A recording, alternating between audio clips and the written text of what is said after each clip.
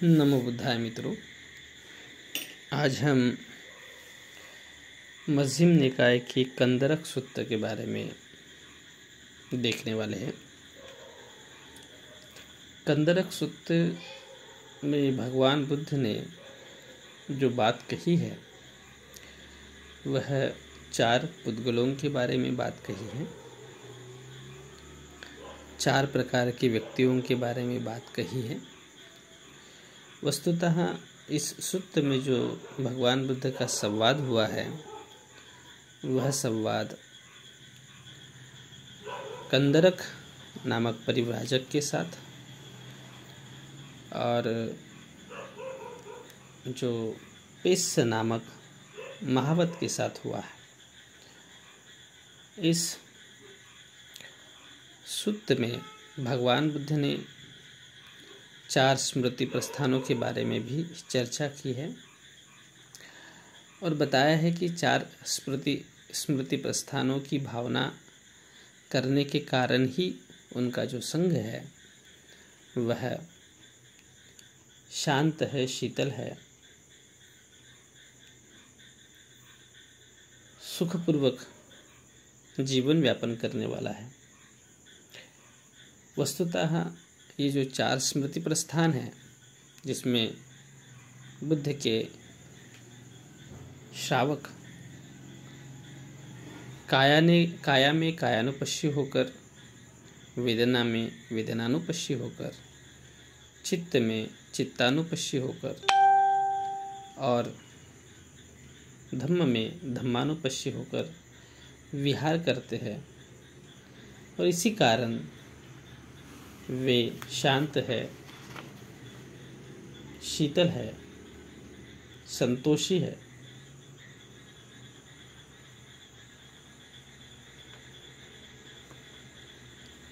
भगवान बुद्ध ने इस सूत्र में 4 प्रकार के व्यक्तियों की बात कही है। ये 4 प्रकार के जो व्यक्ति है वह आत्मन तप, परन तप, आत्मन तप और परन तप और न आत्मन तप और न परन तप, ऐसे 4 प्रकार के पुद्गलों की बात कही। तो कौन सा पुद्गल जो है वो आत्मन तप होता है? आत्मन तप का अर्थ यह है कि खुद को पीड़ा देने वाला, अपनी क्रियाओं से, अपने कर्मों से जो व्यक्ति खुद को पीड़ा देता है लेकिन उसके कर्मों के कारण, उसकी क्रियाओं के कारण दूसरों को पीड़ा नहीं होती है, ऐसा व्यक्ति आत्मंतप व्यक्ति कहलाता है। फिर दूसरा जो व्यक्ति बताया है, दूसरे प्रकार के जो व्यक्तियों का समूह बताया है वह है परंतप।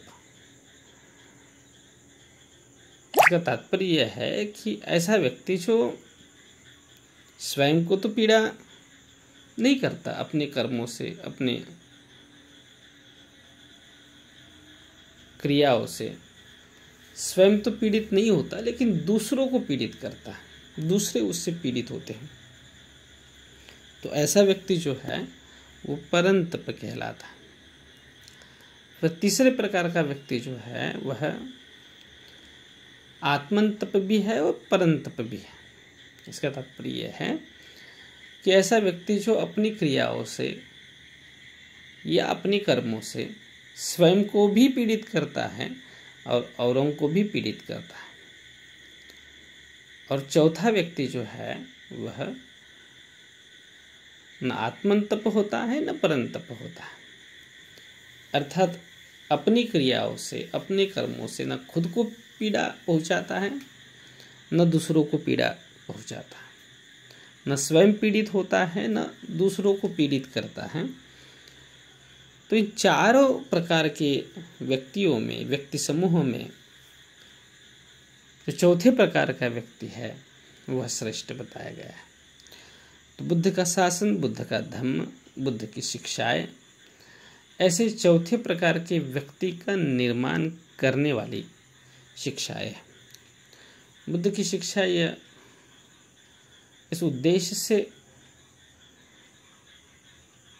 प्रेषित की गई है कि व्यक्ति न स्वयं को पीड़ा देने वाला हो न दूसरों को पीड़ा देने वाला हो।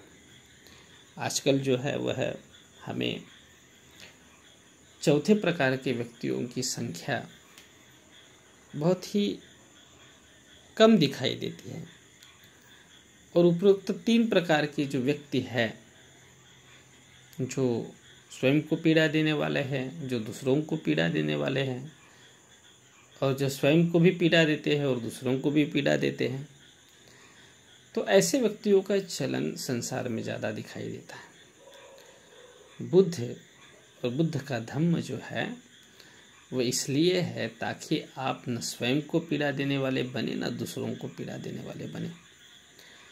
बुद्ध की शिक्षाएं इसी के लिए है और वस्तुतः मनुष्य का जीवन जो है वो इसी के लिए है, न स्वयं को पीड़ा देने वाला बने न दूसरों को पीड़ा देने वाला बने। बुद्ध इसके लिए जो विधि बताते हैं वह विधि है स्मृति प्रस्थानों की, 4 स्मृति प्रस्थानों की। जब व्यक्ति काया में कायानुपश्य होकर विहार करता है तो वह यह जानता है कि यह अनित्य भावी है। जब व्यक्ति वेदना में वेदनानुपश्य होकर विहार करता है तब वह जानता है कि वेदना अनित्य धर्मी है। जब वह व्यक्ति चित्त में चित्तानुपश्य होकर विहार करता है तब वह जानता है कि चित्त अनित्य धर्मी है। और जब वह धम्म में धम्मानुपश्य होकर विहार करता है तब वह जानता है कि धम्म अनित्य धर्मी है, साथ ही दुख धर्मी है, साथ ही अनंत धर्मी है। तो ये जो 3 महत्वपूर्ण धर्म है, अनित्य, दुख और अनात्म, इन 3 लक्षणों को